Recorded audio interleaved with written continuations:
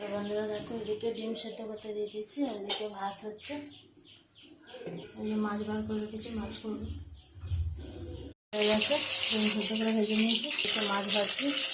আমাদের এখানে কীরকম মেঘ করেছে দেখো, কালো হয়ে নিতে করেছি। এটা হচ্ছে আমাদের বাড়িতে আম গাছ, হিমসাগর আম। এবছর আম হয়নি, পিছনের দিকে আরেকটা গাছে আম হয়েছে, দেখাবো তোমাদের আমগুলোর সাইজ কীরকম আছে। 400-900 করে ওজনের আম হয়। এরকম হাওয়া দিচ্ছে দেখো, ঝড় উঠে গেছে।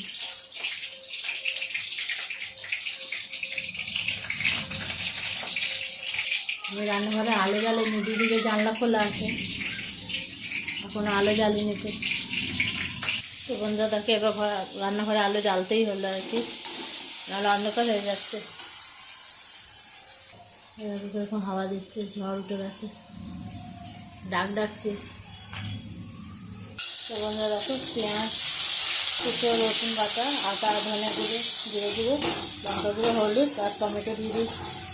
মশলাটা করে নিই, মাছ আর ডিম একসাথেই করে নেব। তো বন্ধুরা দেখো, মশলাটা কষা হয়ে গেছে, এবার আমি জলটা দিয়ে দিই। তো এই যে মাছ দুটো আর ডিম 3টে দিয়ে দিলাম, একই সঙ্গে হয়ে যায়, একই তো মশলা, একসঙ্গে করে নিচ্ছি। তো চলো হয়ে যাক। কেমন লাগলো আমার এই রান্নার ভিডিও তোমরা অবশ্যই জানিও। বন্ধুরা দেখো, ডিমের কারিটা হয়ে এসেছে, এবার নামাবো। তো একসঙ্গেই করে নিচ্ছি মাছ আর ডিম, তোমাদেরকে বললাম যেহেতু একই মশলা ওই জন্য একসাথেই করে নিচ্ছি। এদিকে বৃষ্টির আওয়াজ হচ্ছে, তো জানি না কতটা আমার আওয়াজ শুনতে পাচ্ছ তোমরা। তো কেমন লাগলো আমার রান্নার ভিডিও তোমরা অবশ্যই জানিও। আর আমার ভিডিও ভালো লাগলে আমার চ্যানেলটিকে সাবস্ক্রাইব করে দিও, আমার পাশে থেকো।